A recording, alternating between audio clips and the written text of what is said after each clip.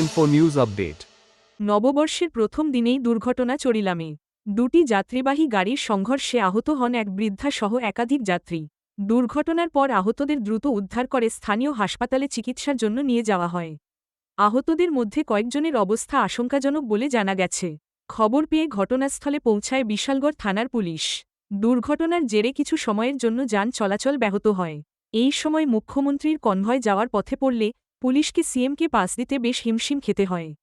পরিস্থিতি নিয়ন্ত্রণে এনে পড়ে যান চলাচল স্বাভাবিক করা হয়। ঘটনার তদন্ত শুরু করেছে পুলিশ। কি হয়েছে?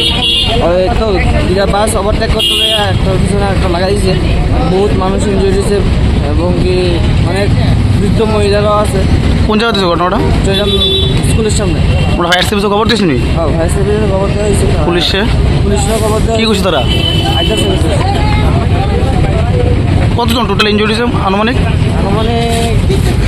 ধরুন না 10-12 জন হইব। বাচ্চা কাচ্চা আছে বহুত। Subscribe to Tripura Info and press the bell icon so that you never miss any latest updates and news on Tripura.